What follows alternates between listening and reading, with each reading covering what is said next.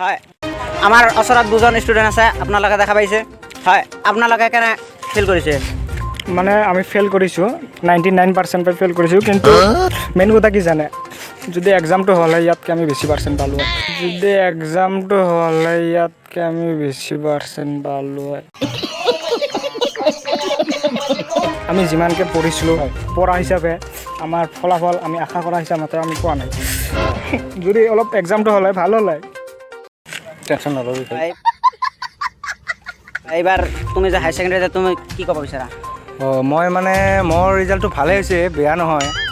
কিন্তু কথা হ'ল মানে মই একোৱেই নাজানো তথাপি মোৰ মানে 93% আহি গৈছে মই ছায়েন্সত পঢ়িলোঁ নিউটনৰ ল কাক কয় তাকে নাজানো কেমেষ্ট্ৰিৰ চলুশ্যন কেনেকৈ বনায় তাকেও নাজানো কিন্তু মোৰ পাৰ্চেণ্ট আহিল 93 ভালেই হ'ল এক্সামটো কেঞ্চেল কৰিল ভালেই লাগিল কিন্তু এক্সাম কেঞ্চেল নহ'লে আৰু বেছি ভাল হ'লে যেন পাইছিলোঁ মই মেট্ৰিক দিলে ফেল কৰিলে লেভেল চাই হয় তুমি কেনেকুৱা প্ৰিপেৰেশ্যন কৰিছিলা মই প্ৰিপেৰেশ্যন কৰিছিলোঁ ৰাতি ধূপৰ পোহৰত পঢ়িছিলোঁ আমাৰ ঘৰত বিদ্যুৎ নাছিল বিড়ি জ্বলাই বিড়িৰ পোহৰত পঢ়িছিলোঁ বিড়ি জ্বলাই বিড়িৰ পোহৰত পঢ়িছিলোঁ